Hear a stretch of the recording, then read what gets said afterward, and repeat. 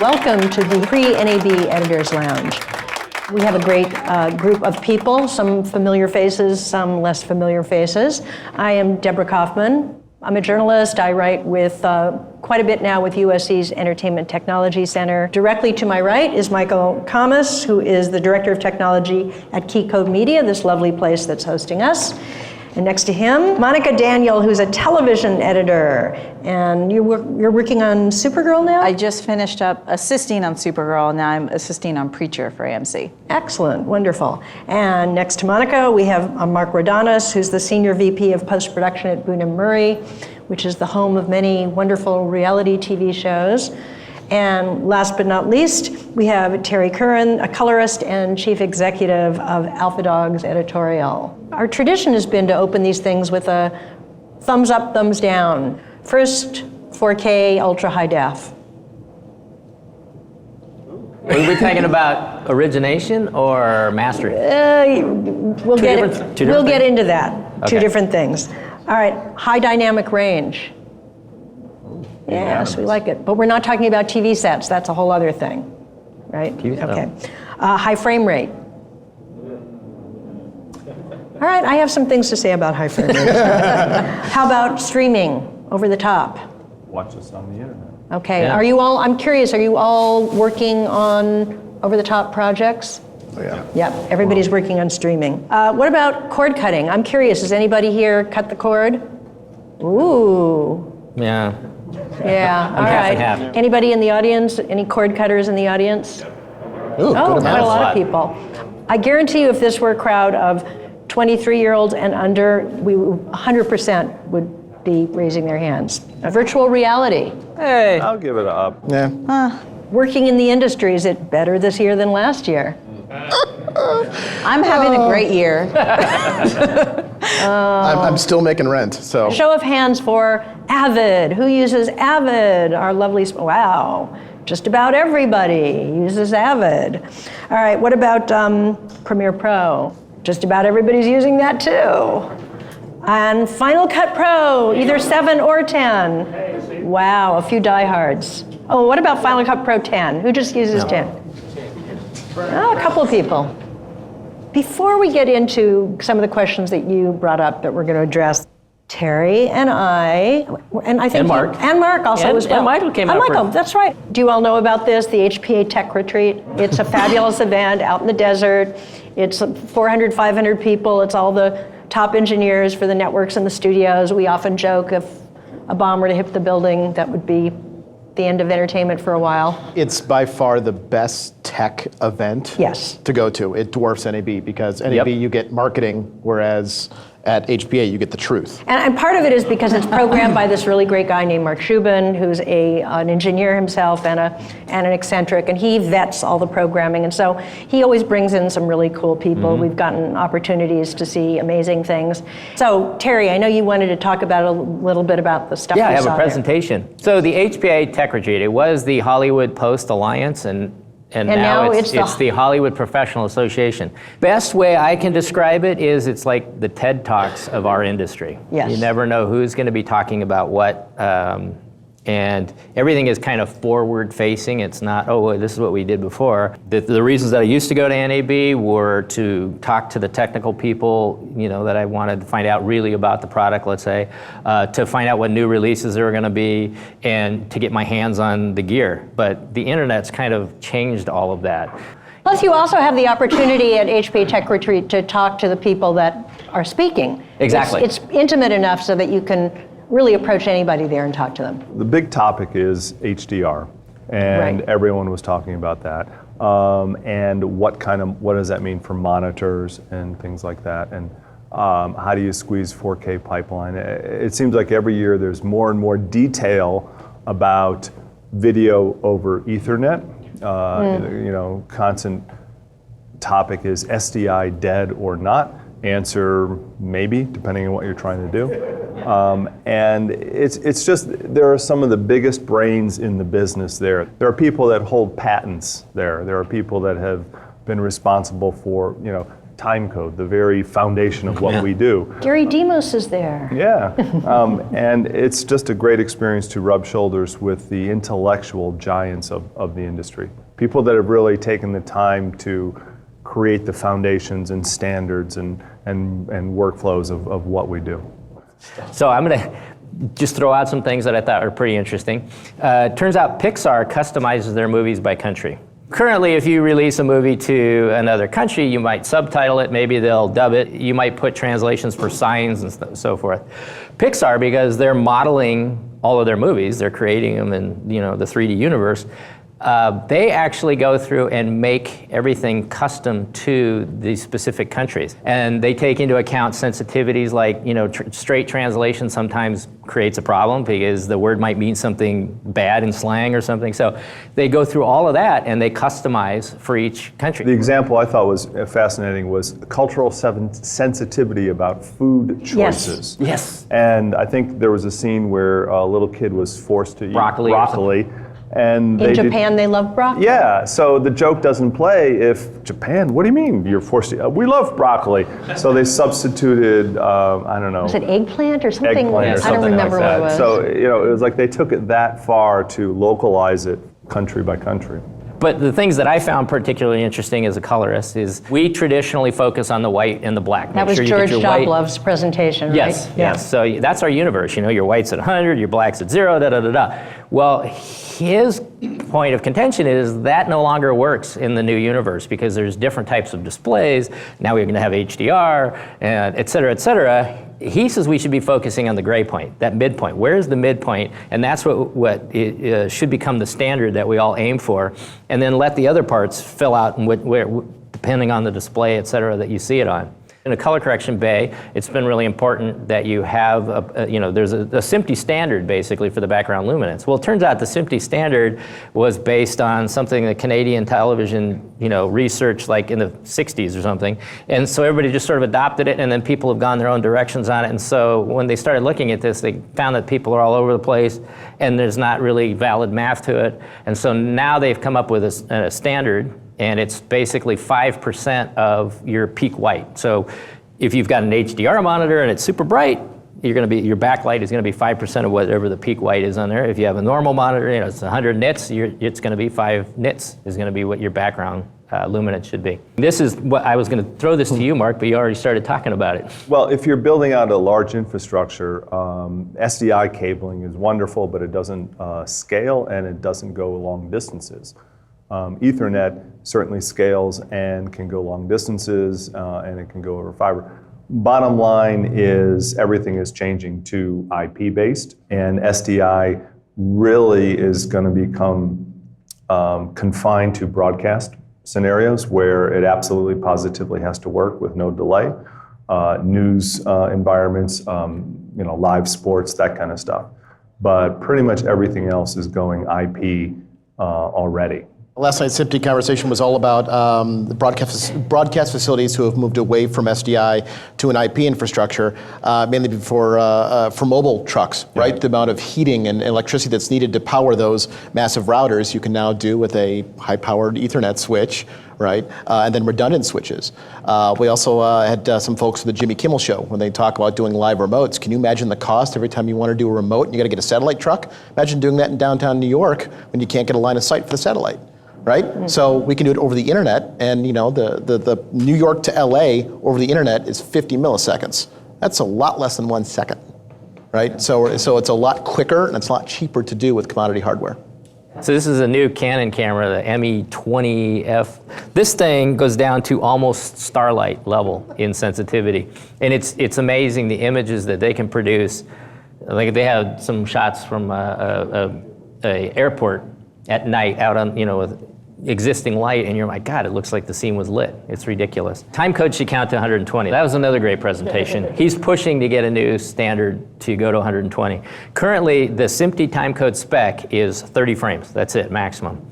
But it counts every field, so you're basically counting 60 fields, but it's 30 frames. Those of you who've ever had to work with 720p, I feel for you. It's painful because Panasonic said, oh, well, we'll just take SMPTE code and we'll make every field count as a frame. Of course, nobody else agrees with that because it's not an actual spec, and so it creates all kinds of nightmares if you have to work with 720p.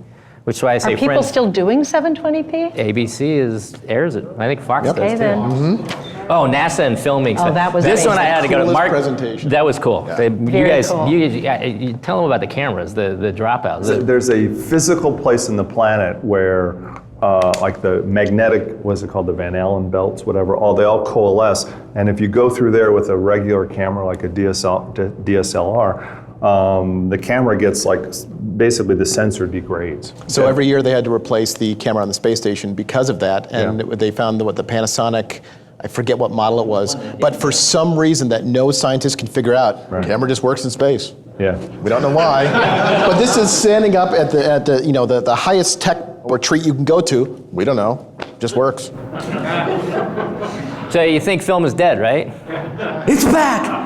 Super 8 again. Super 8, yeah. We are actually shooting Super 8 right now on the show that we're doing. Super 8 film, we wanted to use this. It wasn't out yet, so we actually bought a Super 8 camera and are shooting film and transferring it. Yeah, and so you think, all right, well, I thought film was dead, right? But this is, all these movies were shot on film. So maybe it's not completely dead yet. And all these films, you have to say, ended up digitally, all finished digitally. Yeah, finished digitally, yes. So, Dolby wants a new color space. I thought this was pretty cool because we all use 709 right now unless you're doing theatrical stuff and you get into other areas. But they want a new color space because they're saying that 709 is not a big enough space. So the full range of that cube is what you can perceive as a human. That a bit in the middle is what 709 can actually reproduce. So we're not getting all the color that we can actually see. So what they did is they kind of came up with this test, and this is a perfect example of what happens. So we now use YCC or YCBCR component compression in our universe, right? This is what it does. They take blue and then they start knocking out the chroma by percentage.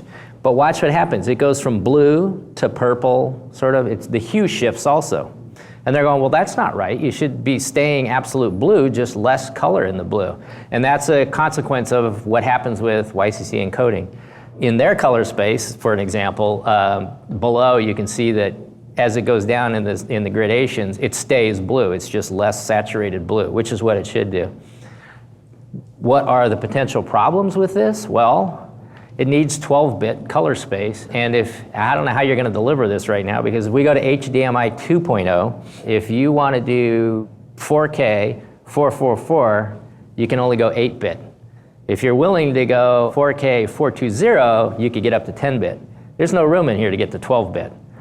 HDR, this was probably the most sort of prominent. The Tech Retreat should have been called HDR Tech Retreat. It should have been, yeah. Mark Shubin has always said you get the most bang for your bite with HDR. Absolutely, And he's he's been right. saying that for many years. Better pixels, not Same more here. pixels. Better pixels, not more Yep. pixels. If we were willing to have HDR in 1080, we could integrate it relatively easily right now, because you can get away with it over 10-bit 1080, which pretty much we all have in our existing infrastructure.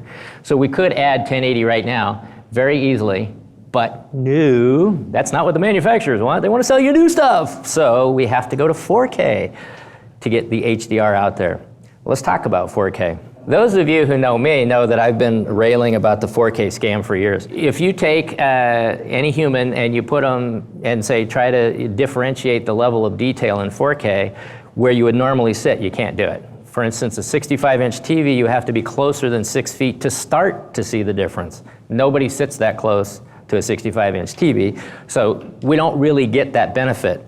This is the first year where throughout the Tech Retreat, multiple people, very prominent people in prominent studios and broadcasts, have said that with all of their testing, they're finding out that guess what, people can't see 4K at home. So it doesn't really matter. If you shoot 4K, and then you just work 1080 all the way through, and then you let the TV at home up-res back to 4K, you can't tell the difference between that and having 4K all the way through the pipeline. But over-the-top services like Netflix or whatever, they're using 4K as a branding differentiator. Right. All 4K all the time. So that's what they can do that broadcasters cannot. So they're demanding in their production requirements that you do shoot in 4K, that you do post in 4K, Well, and that you deliver. They're also shooting HDR as well. They're adopting HDR. some studios that are pushing 4K, and I'm not saying it's because they sell equipment also, and I won't mention any names, but I have friends who work for that particular company, so I feel bad for them, and so I put some thought into this, and I thought, okay, people can't see the detail on those TVs at home because they're not sitting close enough to them because it would be uncomfortable, so I've come up with a solution. What's your solution? I have invented a 4K glasses for watching at home. So now you'll be able to, at home, see the TV and see the detail even sitting from where you normally sit. Anyways, what was really interesting was that Annie Chang is the VP of Post at Disney.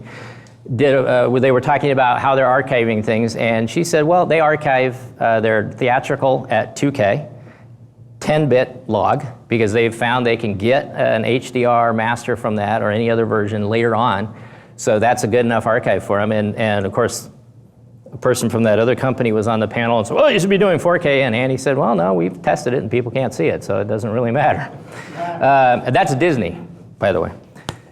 So, and Star Wars, as a matter of fact, the Ben Rosenblatt, who is the one of the co-producers on Star Wars, talked on he was so Thursday entertaining. morning. He was very entertaining. Yeah. But somebody did ask him, because he mentioned that they did it at 2K, and somebody asked him, well, why wouldn't you master at 4K at Star Wars? And he said, well, the millions of dollars we just spent on that, we can put somewhere else in the movie where people will actually see it.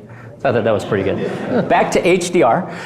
Broadcasters, Thursday was a lot of talking about HDR for the broadcasters and how they're going to deal with it. So right now we have a SMPTE spec for HDR. It's called PQ. And Dolby Vision, which is basically Dolby's sticking their LUT on top of PQ, essentially. They're guaranteeing that if you use their system to begin and people buy a Dolby Vision certified monitor from the store, they'll see what you created.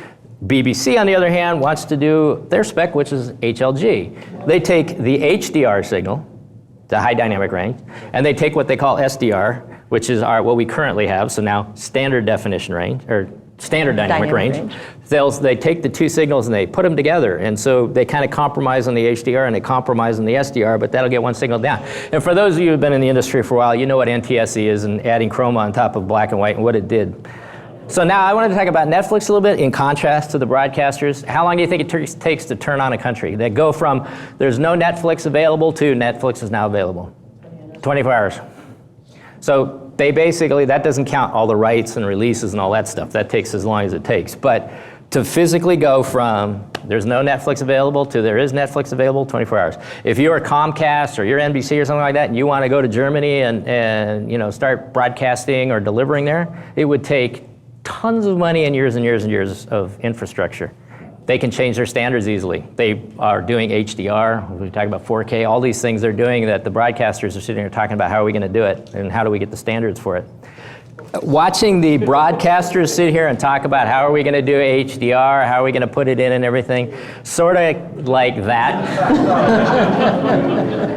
And that was my big takeaway from the whole event when I was there. Is that was it. And don't forget, spectrum auctions are coming up. Yes. Right? I mean, let's go off script for a second and talk about, is broadcast dead?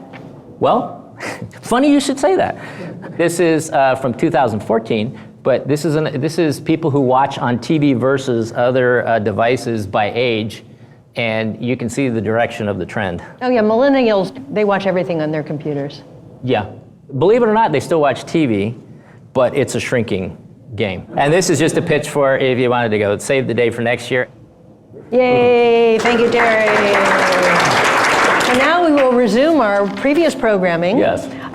Michael, you sent me a bunch of questions of things that you sparked your interest, and one of them was taking a look at stylistic trends and their impact on tools and technology. Mm-hmm. So I'm presuming that you had something in mind.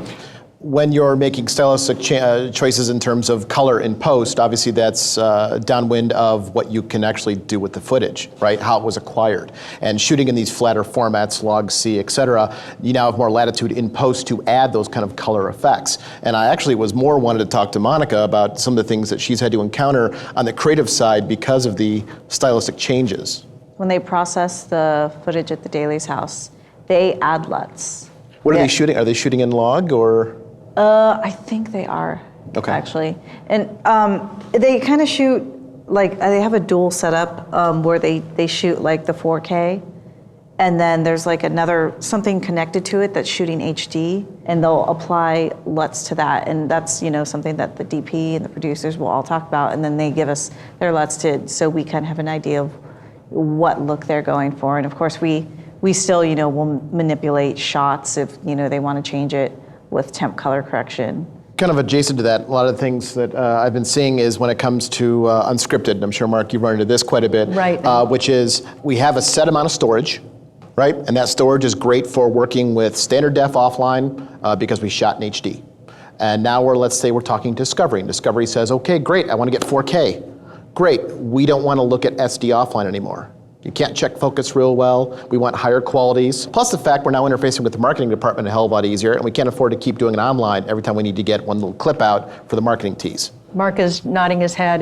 Are you? So now we're looking at buying more storage to house that, but also we need faster computers because now we're doing HD offline for 4K deliverables like we did as an SD offline for HD deliverables. Yeah. Our good friends here at Keycode Media love me because we're constantly chasing more and more storage, faster storage. And what you're talking about is sometimes just out of convenience, we have to stay at full res rather than do the offline to online approach.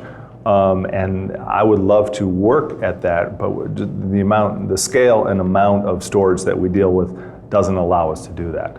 But that's a constant And when pressure. you say full res, you're talking about? Well, right now we're primarily in just HD, but we are talking to some of the name brand OTT providers that we've been mentioning about doing a 4K show.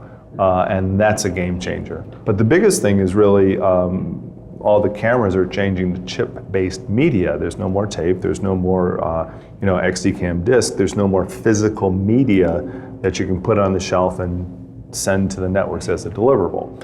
So you have to copy everything, and that translates to more storage. You guys know Vin DeBona, America's Funniest Home Videos? They do a lot of other unscripted shows. One of them is called Insane Pools, and that's for Discovery. And they needed to deliver 4K, so they had to shoot 4K. But it didn't make financial sense to upgrade every single bay to handle HD, plus the fact, and I'm sure all of you here know this, they love phrase find.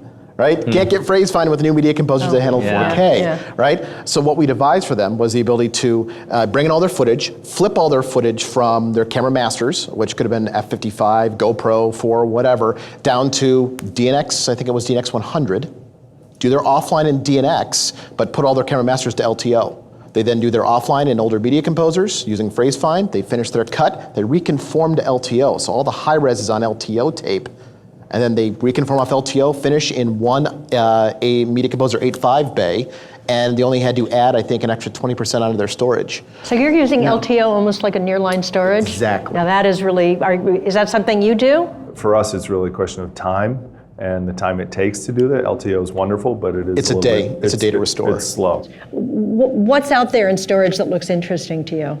Or is there nothing interesting out there? Well, NAB is coming up, and that's always an opportunity to see what everyone is rolling out. Is there anything new on the horizon now? Well, ODA, right? Optical disc archive. All of you used to have CD changers in your car, right? Or was I the only one? All right. It's little packets of discs, 5 or 10 discs, right? Imagine that only with Blu-rays. And so Sony has ODA, Optical Disc Archive, which is akin to that, but because it's random access, it's not linear like tape where it has to rewind, fast forward, find the data, and pull it back from LTO. Because it's an optical disc, it can just pull it random access. And so using that as a storage archive is pretty new, but it's a tough adoption because people are still saying, well, we have 8 and 10 terabyte helium drives now, we've got LTO 7, do we really need another storage medium when, you know what, maybe this cloud thing will work? I just want to say from an editorial standpoint, in theory, it's nice to be able to just like, oh, it's just storage that we need to work in the high resolution. I have not once worked on the latest and greatest systems at a job, ever. Like my computer is faster than my work computer, like my little laptop is way faster than my work computer. And so just one thing, it bogs it down when you have to work in that high resolution and not go to like a 15:1 or 20:21 or whatever the latest one is. It slows down the system, mainly Avid, especially. Everything I work on, it's Avid. It bogs down the system. The renders are a pain in the butt, especially if you start using third-party plugins like Sapphire or Borg. So is it even feasible to work in 4K? If you were all of a sudden transformed everything to 4K and As an HDR? editor, I would hate you all. They always had the latest and greatest software, hardware. Might be a little easier, but has never happened. Right. Well, you should come over to our place. Some of the shows are at full res, and they are full 45, hour-long, 90-minute shows. Project Runway, for example, is a 60-minute show, 14, 16 cameras, something like that. It's cut in low res, but it does get online at Alpha Dogs. And there's other shows, again, when we're pressed for time, we are working at full res. So it can be done, but you are right. How is Netflix doing? Is it just because their content, in other words, they're not producing that much content in 4K HDR? No, they're getting a lot of 4K content. It's HDR content they don't have a lot of. Yeah, but their deliverables who's are doing their 4K. HDR content? I mean, are they spreading that around town? Their deliverable document specifies UHD deliverables. So it would be the end production companies saying, here's your deliverable, just like a broadcast. So in other words, somebody's able to handle the throughput and the storage requirements. No, because you have to deliver a 4K master that you do in the end. So you're still working the way you've worked all along until you get to the end. You go, all right, now we have to online. So you have to conform the 4K in whatever way. You do it in Resolve or whatever. But So what are their proxies? 2K? No, if you're doing that, HD you offline. can work it. You can still work in SD, I guess, but you can work certainly in That's the a pushback. DNX 36. Why wouldn't you? No, and that's fine. A DNX, DNX HR and HD format, that's fine. It's the pushback is really guys, 15:1, ABVB, really? Yeah. I get the fact you don't want to buy more storage. Okay, I also get the fact you don't want to give up your Unity. Okay, live in this decade. Okay. How many hours in a typical season of Real World? Like 7,000 to 8,000 hours. Deadliest Catch was 30,000 hours of footage a couple years ago. That translates to 1.8 petabytes if I recall my math, at a DNX resolution. At 15:1, it was like 50 terabytes. So Mark, how much of this actually gets saved? The networks require that you turn it over to them at the end of the show. So back up the truck, and primarily it's LTO or XDCAM disk, but everything we shoot gets copied and saved and turned over. So it's thousands of hours. I would not want to be their storage manager. So Michael, you also brought up another topic of automated processes, and I think you were referring to transcoding and file transfers, and you want to know how it impacts editors, how it impacts... It's not sexy, but I mean, assistant editors, I'm sure everyone who's been an assistant editor knows you get the crappy tasks, right? You're the ones that have to organize things and do the transcoding and change file names, and wouldn't it be great if Monica's smiling. Yeah. That's my life right now. What if some of that was automated? Has anyone used Group It for me? Do you know what that is? If you work in Avid and you create groups, it's a service that's web-based that you create your sync pass, and then you hit a button, you send the XML out to I think it's in Australia, maybe it's New Zealand, I forget. And it comes back grouped for like $1.50 each time you hit the thing. It's wonderful. It's an automated process. It saves the AEs hours and hours of stuff. Look it up, group it for me. Homogenizing everything when it gets into the facility into one codec, right? Having I think you may call it the sponge, right? The sponge, where everything comes in and gets converted, transcoded into the right format. Or when you're ready for a deliverable, it goes into a watch folder and your transcoder picks it up and marries the right metadata and maps the audio tracks and then delivers that via Aspera to wherever your end client is. So it's automating a lot of these repeatable tasks so you can concentrate on creating, because I think that's why majority of folks in this room and watching online got into this business, right? It was to be creative. Instead, you're busy renaming files. The shows I work on, they are locked down on security. There's no way if they found out I was sending any sort of information. You don't send the media, you only send pointers and XML. Yeah, even that much leaks. they might. Trust me, if we don't have to hire 15 more assists, then they'll go, whoa, okay. And QC, do we need it? Do we do it? Most of the networks have their own QC department, so even if we did do it, they're going to do it anyway. And the networks do it a lot more stringently than we ever would. and every network has a different standard and different level of acceptance. So we really rely on them to tell us whether it works for them or not. And has this pretty much always been the way you've done it? Yeah. So. Yeah. What about legalizing? Now that we're in UHD and Well, there is no broadcast UHD. I mean, most Right. of the technical standards that we have are because of broadcast. You know, if your luminance was too high or your chrominance was too high, it would bleed through the audio signal, et cetera, so everything had to go through. Now, if it's over the top, who cares? I mean, is it visible? Okay, it's legal. well, I who mean, cares is whose document you're reading Well, I know. before you hit send, right? So it's whether Discovery, you're hitting Discovery specs, whether the PID ID is mapped right, right? Whether it's Well, yeah, Netflix, so but that kind of that's a thing. different type of thing now. It's a different, like Discovery has, you know, you have to put it on the LTO the right way with everything Right. named properly, et cetera. But that's not the technical QC that, you know, we've traditionally done. When did that change for you? Do you still do Well, that? no, we technic- still do it because any network you deliver to. But what I'm saying is once you go over the top, that kind of goes out the door. And when you start talking about, you know, HDR, et cetera, it kind of goes out the door also. I mean, it really comes down to, is it clipped or not? I mean, what else is there? I mean, if it's going over, there's nothing, you can't transmit a signal over the net that's going to screw anything up, no matter what you do to it.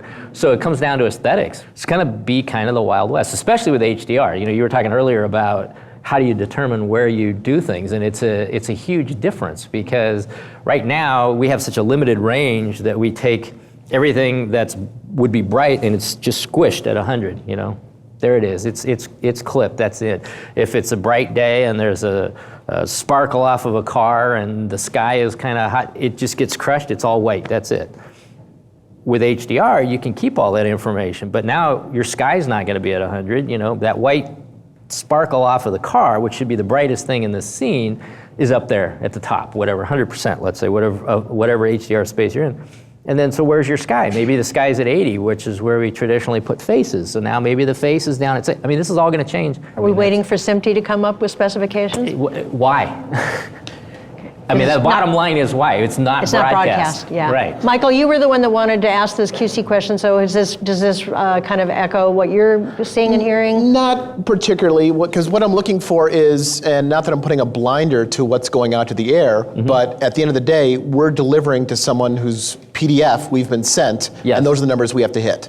And because every VOD outlet, or broadcaster, whoever, has their own specs to hit, automating that, or having to get new gear because now you're dealing with 4K material and your scopes don't read that, or you're dealing with HDR and your scopes don't handle that. So being able to check in that realm, as well as how the file's being encoded for each of these different deliverables, I've just seen a massive intake. Yeah, we got to get bait and we got to get vid checker, we got to do this, Yeah. because if we send it out, it fails and it bounces back, we're now behind schedule. Right. Who here has actually worked on something in 4K? We did a season of The Real World. It was a HD show, but the creative all of our interviews involved two people. And so we used 4K as a single shot for two people, wide shot, and then push in, giving us 3 shots in one frame. So that was using 4K as an acquisition tool, but ultimately just delivering in HD. What about you, Terry? What have you done in 4K? We're doing features, primarily, 4K finishing on features, and it's a nightmare. I'm actually doing one in Avid right now, the first one in Avid. That's challenging to say the least. Most of what we've done has been in Resolve, allowing the conform and Resolve. It is definitely not a fast, super real-time process. You're eating up tons of bandwidth, you're eating up tons of storage. Just for a feature, just to have, in DNX, to have, transcode everything from red raw to DNX just for the finish. It's like a terabyte of storage just for the one feature. That's before renders or anything. That's just the transcoded media. I love 4K for similar reasons. Mark likes it just as acquisition because it gives us room to stabilize shots, push in if we need to reframe shots. Have you done that then? Oh yeah.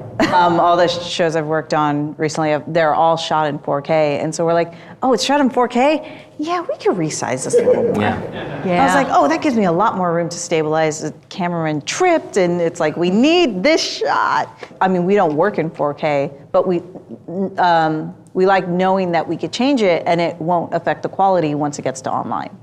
I find it really helpful. All right, great. And Michael, you've done some work in 4K? A lot of the clients I deal with are 4K. A lot of them, truth be told, aren't television, right? A lot of them aren't massive $100 million budget feature films. But a lot of folks who are going out and saying, you know what, I'm going to get a camera. They're going to buy a camera. What's that camera going to do? 4K. I got a camera that does 4K. I'm going to shoot 4K. In the finishing realm, when you're done with a show, and let's say you've acquired on 3 or 4 different cameras, right? So it's a mismatch of formats. There's some schools of thought that say, you know what, go back to camera originals. Always great off camera originals. There's also the school of thought that says, you know what, if I transcode those camera originals to a high enough resolution that's not long GOP, right? A ProRes or DNX or whatever, I can use that. And I've heard colorists say, well, I like this because the system actually won't take all year to render. And some say, you know what, I can't lose any of those pixels from the camera originals. So where do you guys fall in that spectrum in terms of during the online when you're grading, go to a non-long GOP file, take up more space, or go back to camera originals because you can't lose a pixel? We typically will transcode to a editable format, not long GOP, and then refer back to that. If we have a problem or something, we can always go back to the original, but we prefer not to. You are using the DNX or ProRes or non-long GOP file. Correct. If you're talking about raw red, for instance, Correct. now, of course, you want to go back to the original if you can because you can pull stuff out of there. It's impossible to work with that stuff. It's painful. In Resolve, you don't have a choice because Resolve is always looking at the original. You can't get around that fact. So you're just dealing with that. But Resolve's, kind of optimized, and you can throw a lot of GPUs at it, and you can make it work. If you're using Avid and you're going back to the original red files, it's a beast to work with. But what we do is we'll transcode from that to DNX, and then we can always go back to, if we want to go back to the raw and do something different, we can get back to it easily. So. Is this a conversation you have with producers weighing the pros and cons with budgets and If I have it with a deadlines? producer, I'm going to talk them out of the whole thing. Are you kidding? If you're not delivering a Netflix original show where they insist it has to be 4K, if you can sell a movie to Netflix and it can be 1080, it doesn't matter. They'll take whatever. It's only Netflix original programming because they want to pretend that there's something special about it, even though they're sending it down to your house at 5 megabits. But we won't talk about that. Right, But exactly. the reality is that you're wasting an enormous amount of money in post, and really producers don't want to pay more for it. So when you start going, okay, we can do 4K, but you realize since it costs us 4 times as much in storage and everything else, we're going to pass that cost on. And guess what? Really quickly they go, oh, you know what? Okay, I guess 1080 or 2K finish is just fine. Okay. But then you've also talked about the possibility of going all the way through the process in 1080 and then at the end going to 4K. You talked about that possibility. Has anybody asked you to do that? Because again, like I said, if you're going into Resolve, you're looking at the original. You're linking back to the original files when you're working in Resolve. So it doesn't matter what they offlined with. You kind of go, if it's, let's say, red or something, you're going back to the original file. So at that point, it's just purely, we're going to render out 1080. Okay, now we're going to render out a 4K version. Okay, whatever you want to do, you're just rendering out a different version. How many people, what percentage are you able to convince to do it that way? To do that, everybody so far. Yeah, well, good. Because it comes down to the money. Bring up money. Exactly, yeah, you bring up money. That's the bottom line. Right. So what about HDR? Have any of you worked with HDR? How are you going to do it? How are you going to monitor it?